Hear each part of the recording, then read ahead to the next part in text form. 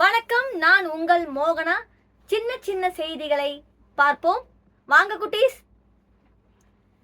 சிந்துவின் துணை ஆறான சீலம் நதி காஷ்மீர் பள்ளத்தாக்கில் வெரினக் என்னும் இடத்தில் உற்பத்தி ஆகிறது. அதாவது சிந்துவின் துணை ஆறான சீலம் நதி காஷ்மீர் பள்ளத்தாக்கில் வெரினக் என்னும் இடத்தில் உற்பத்தி ஆகிறது. அதை உங்க குழந்தைங்களுக்கு நீங்க நல்லா சொல்லிக் கொடுங்க. அடுத்ததை பார்க்கலாம். ஜீலம் நதி பாகிஸ்தானில் ஜாங் என்ற இடத்தில் சினாப் என்றுடன் இணைகிறது. இன்னொரு பார்க்கலாம். ஜீலம் நதி பாகிஸ்தானில் ஜாங் என்ற இடத்தில் சீனப் ஆற்றுடன் இணைகிறது. அடுத்ததை பார்க்கலாம். சீனப் நதியை ஜம்முவில் சீனாப் என்றும் இமாச்சல பிரதேசத்தில் சந்திரபாகா என்றும் அழைக்கின்றனர். சீனப் நதியை ஜம்முவில் சீனாப் என்றும் இமாச்சல பிரதேசத்தில் சந்திரபாகா என்றும் அழைக்கின்றனர். அடுத்ததை பார்க்கலாம். ராவி நதி இமாச்சல பிரதேசத்தில் ரேக்டங் என்ற இடத்தில் உற்பத்தி ஆகிறது. ராவி நதி இமாச்சல பிரதேசத்தில்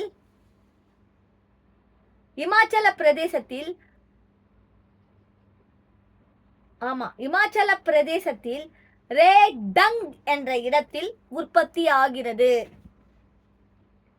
அடுத்ததை பார்க்கலாம். பியாஸ் நதி இமாச்சல பிரதேசத்தில் பியாஸ்கண்ட் என்ற இடத்தில் உற்பத்தியாகி 615 கிலோமீட்டர் ஓடி ஆரக் என்ற இடத்தில் சட்லஜ் நதியுடன் இணைகிறது. சட்லஜ் நதி திபெத்தில் லாகாஸ் ஏரியில் உற்பத்தி ஆகிறது. அதாவது பாருங்க, சட்லஜ் நதி திபெத்தில் லாகாஸ் ஏரியில் உற்பத்தி ஆகிறது. அடுத்ததை பார்ப்போம் குட்டீஸ். கங்கை நதி கங்கோத்ரி என்னும் இடத்தில் உற்பத்தி ஆகிறது. கங்கை நதி கங்கோத்ரி நதியில் உற்பத்தி ஆகிறது. இதன் நீளம் 2510 கிலோமீட்டராக உயர்கிறது.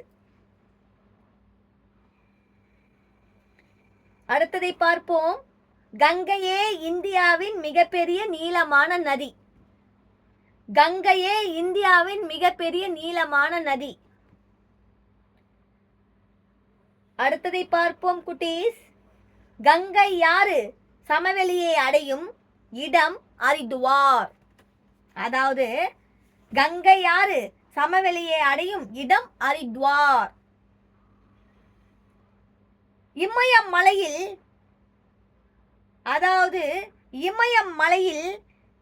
யாம்நேத்ரி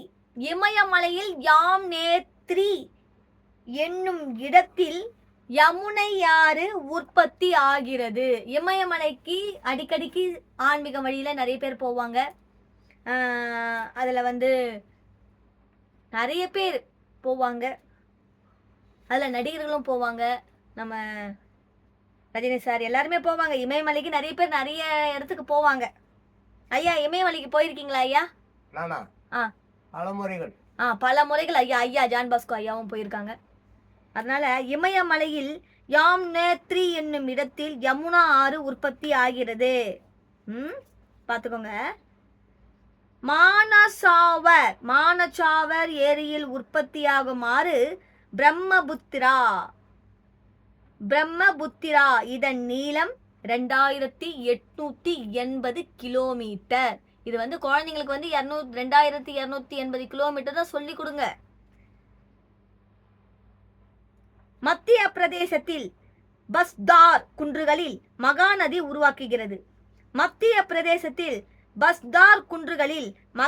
உருவாக்குகிறது.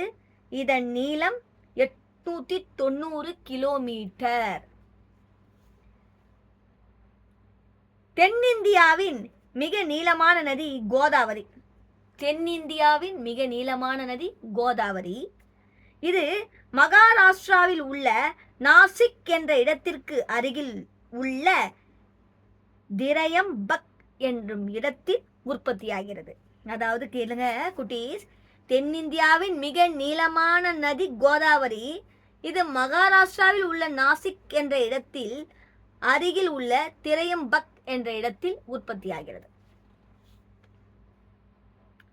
அடுத்தத பாருங்க, கோதாவரியின் துணை ஆறுகள் பெண் கங்கா, வெயின் கங்கா, வர்தா, மாஞ்சிரா, இந்திராவதி, சபரி ஆகும்.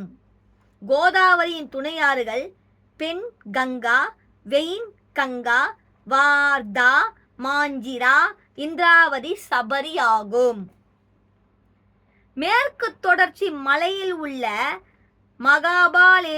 மகாபாலேஸ்வரர் குன்றுகளில் உற்பத்தியாகிறது கிருஷ்ணா நதி. கிருஷ்ணா நதி இதன் மூலம் 1280 கிலோமீட்டர் ஆகும். அடுத்ததை பார்க்கலாம் குட்டீஸ்.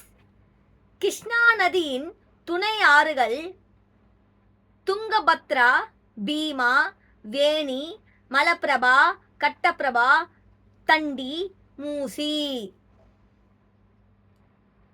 காவேரி குடகு மலையில் உள்ள தலை காவேரி என்னும் இடத்தில் உற்பத்தி ஆகிறது.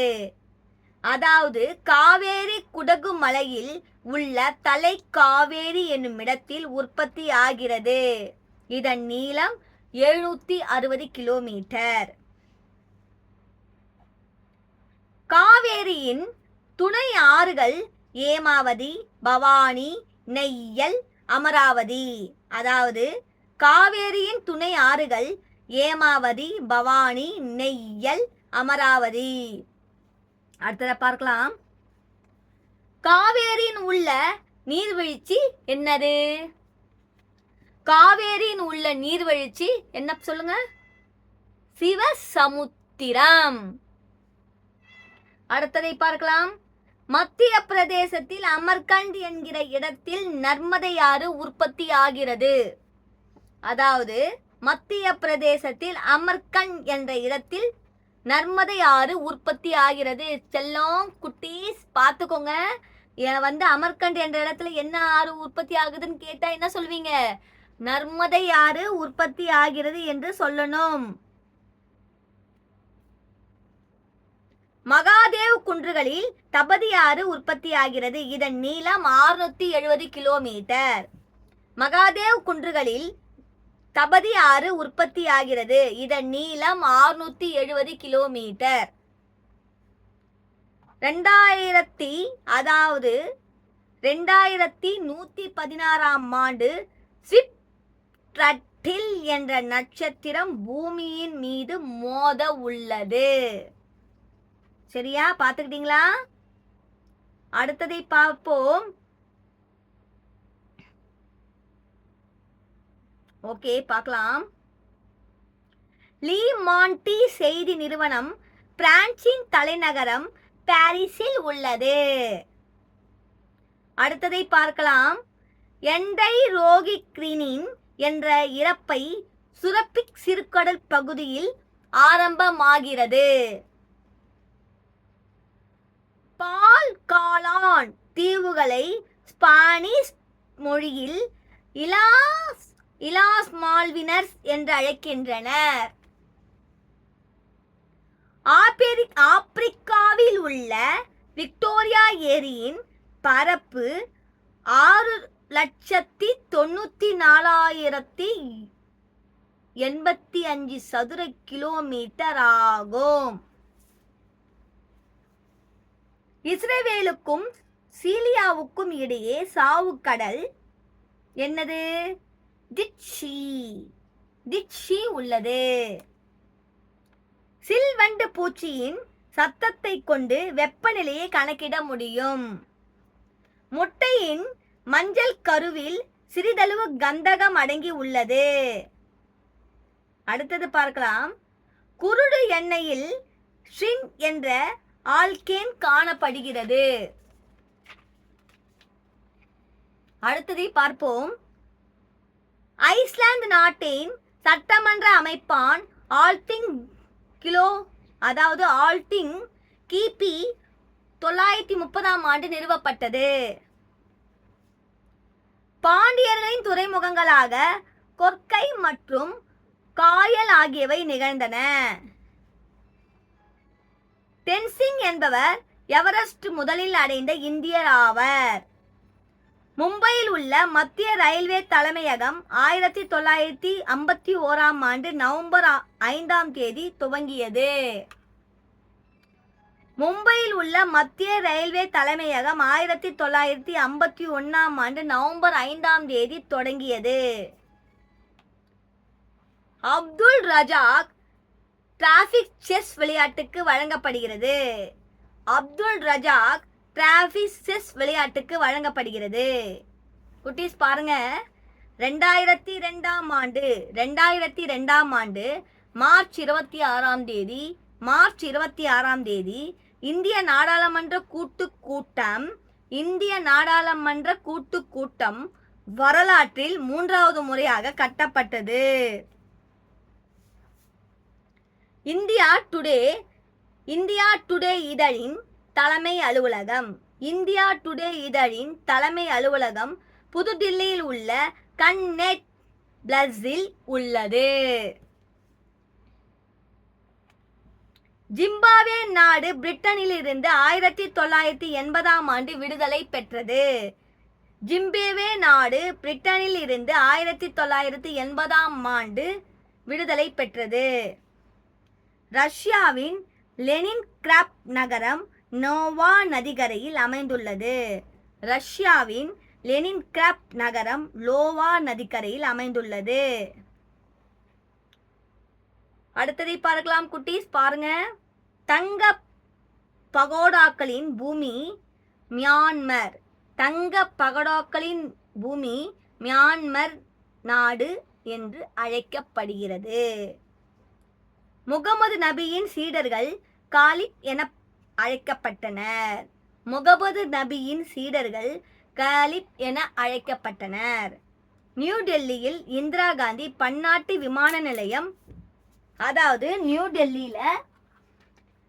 டெல்லியில இந்திரா காந்தி பன்னாட்டு விமான நிலையம் உள்ளது. குட்டீஸ் பாருங்க, 1991 வேதியியலுக்கான நோபல் பரிசை சுவிஸ் நாட்டைச் சேர்ந்த ரிச்சர்ட்